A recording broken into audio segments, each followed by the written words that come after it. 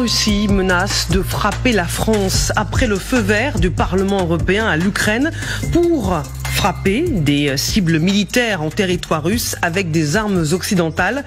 Le président de la Douma, l'équivalent de l'Assemblée nationale en France, avertit.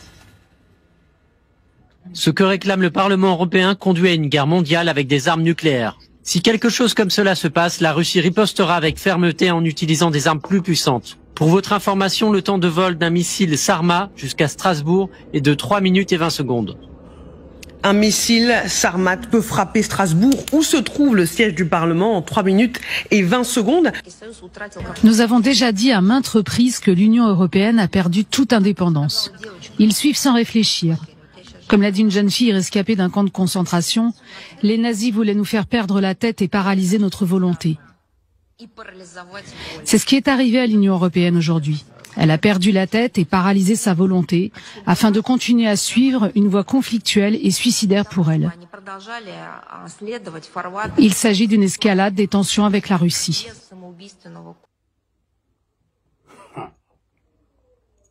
Camarades d'Afrique, je vous ai dit, je vais ramasser mes affaires un matin pour aller dans le Sahel. Parce que cette affaire-là, ça ne peut pas continuer.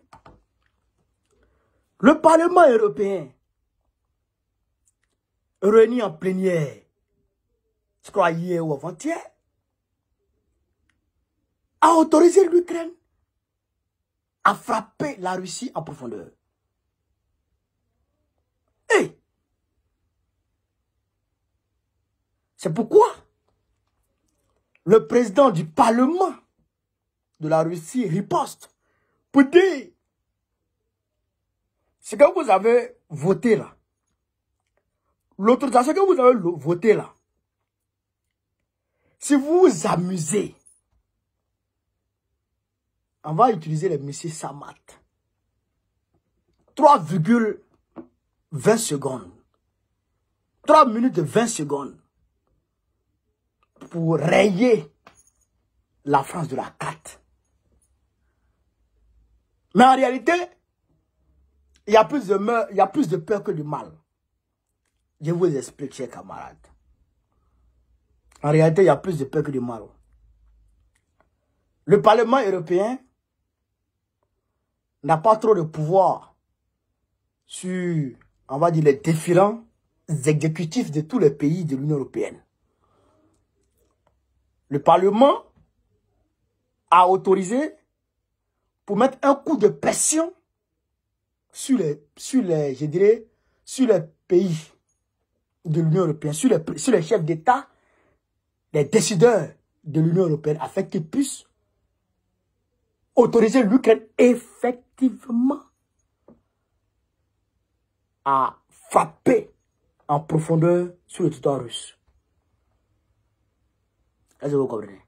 Mais les exécutifs là, ils ne sont pas fous. Ils ne sont pas fous. Vous voyez que Poutine n'a même pas répondu. C'est la porte-parole du ministère des Affaires étrangères, de Lavrov, et puis le président de la Douma qui ont répondu. Poutine n'a pas encore parlé.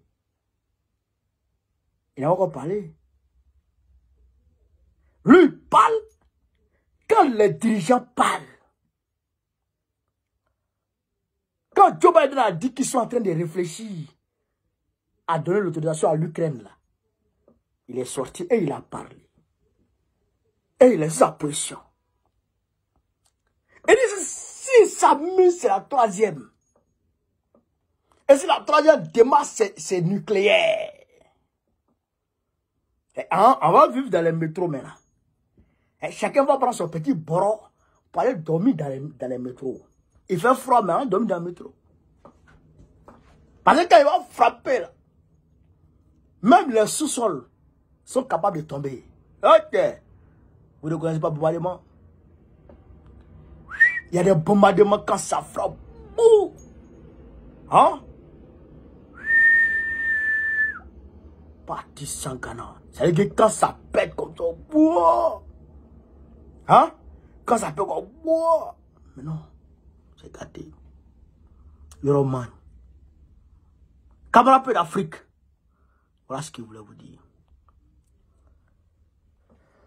Bonne fête d'indépendance au peuple malien, à son président, à ses dirigeants. Et nous rendons hommage aux pères de l'indépendance qui sont tombés. Nous leur rendons hommage. À leur tête, Modibo Keïta. Bonne fête d'indépendance à vous. Ça, c'est la vraie indépendance que vous avez aujourd'hui là. Bonne fête à vous. Vive l'Afrique libre, vive le panafricanisme, vive tous les présidents panafricains. Babo président du Congo 2025, Inch'Allah.